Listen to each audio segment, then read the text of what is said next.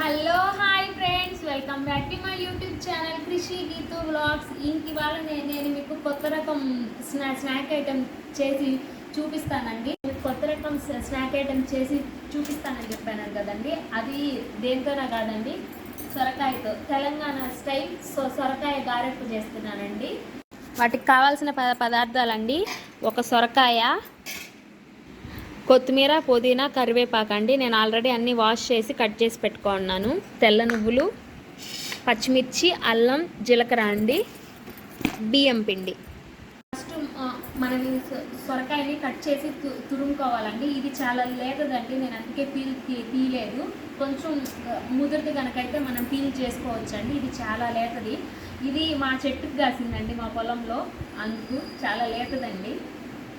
అందుకని ఇలా కట్ చేసుకొని చూడండి ఎంత లేతగా ఉందో. ఇట్లాంటి లేత సొరకాయతో చేస్తే అది చాలా టేస్ట్గా ఉంటుంది. ఇప్పుడు నేను దీంట్లో తురుముకుంటున్నానండి. చూడండి, ఫైనల్గా మొత్తం ఇలా తురిమేసుకోవాలండి, ఇలాగా మొత్తము.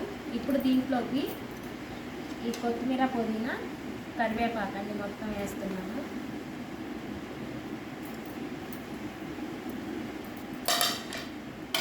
ఈ నువ్వులు, ఇవి ఉన్నాయి కదా, పచ్చిమిర్చి, అల్లము, జీలకర్ర కొంచెం దంచుకోవాలండి.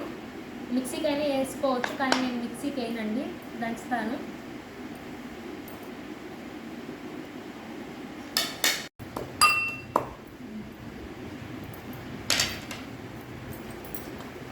ఇలా చాలండి, కచ్చా పచ్చిగా దంచుకోవాలి.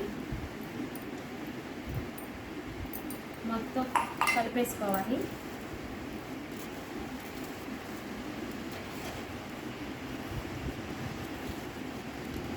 సరే, ఇప్పుడు ఇందులో మన టేస్ట్కి సరిపోయినంత ఉప్పు వేసుకోవాలండి.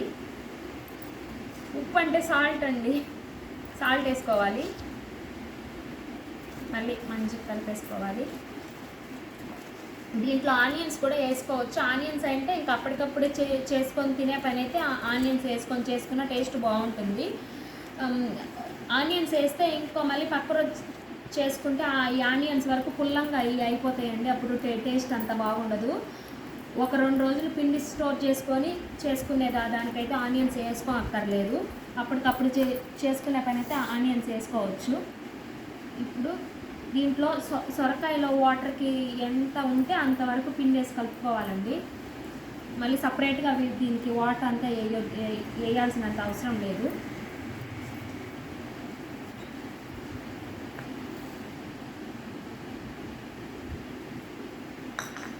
బాగా కలుపుకోవాలండి. ఇప్పుడు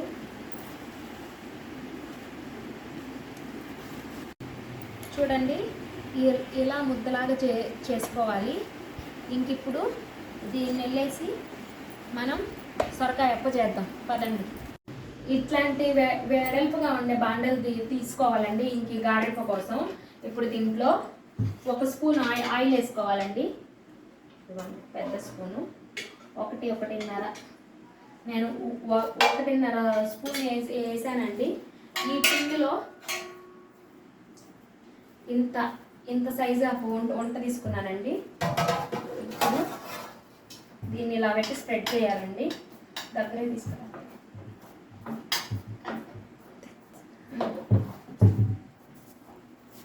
ఇలా స్ప్రెడ్ చేసుకోవాలి బాండలు మొత్తం.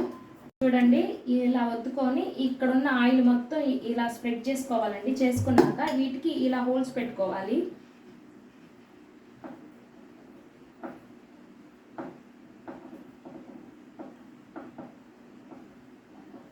ఇలా హోల్స్ పెట్టుకోవాలండి. మనం వేసిన ఆయిల్ మొత్తం ఇలా స్ప్రెడ్ చేసుకోవాలి. ఇలాగా అన్ని స్ప్రెడ్ చేసుకోవాలండి. ఇప్పుడు స్టవ్ వెలిగించి ఇది పెడుతున్నానండి. దీన్ని మీడియం ఫ్లేమ్లో ఒక 5 మినిట్స్ ఇలా మూత పెట్టి ఉంచుకోవాలండి. తర్వాత అది కొంచెం కలర్ చేంజ్ అయ్యాక మనం మార్చుకోవాలండి, అదే తిరగేసుకోవాలి. చూసారు కదండి, ఇది ఇలా కలర్ చేంజ్ అయ్యింది. ఇప్పుడు దీన్ని మనం ఇలా ఎడ్జెస్కి దీన్ని అడ్జస్ట్ చేసుకుంటూ బాండలు తిప్పుకుంటూ ఇలా ఉల్టా వేసుకోవాలండి. ఇలాగా పర్ఫెక్ట్గా వచ్చిందండి. ఇలా ఉల్టా వేసుకొని ఒక 2 మినిట్స్ హై ఫ్లేమ్లో పెట్టి ఉంచుకుంటే చాలండి. గారెప్ప మనకి రెడీ అయిపోద్దండి. ఒక 2 మినిట్స్ చాలండి హై ఫ్లేమ్లో ఉంచి. మీడియం ఫ్లేమ్లో పెట్టి ఒక 5 మినిట్స్ ఉంచి మళ్ళీ ఉల్టా వేసాక హై ఫ్లేమ్లో ఒక 2 మినిట్స్ ఉంచితే చాలండి. ఒక 2 మినిట్స్ ఇలా కవర్ చేసి ఒక 2 మినిట్స్ ఉంచుతాం. ఇప్పుడు 2 మినిట్స్ అయిందండి, చూద్దాము.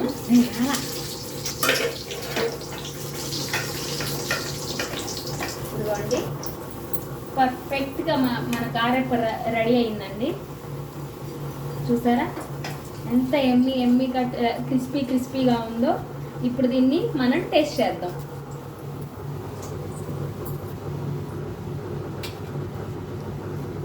చాలా వేడిగా ఉందండి.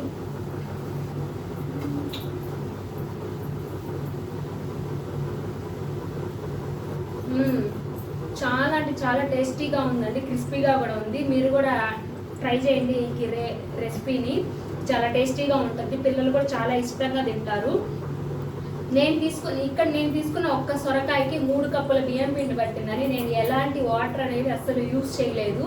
మీరు కూడా ట్రై చేయండి. ట్రై చేసి మీకు ఇది ఎలా వచ్చిందో నాకు కామెంట్ చేయండి friends. Do like, share and subscribe my YouTube channel friends. Bye friends.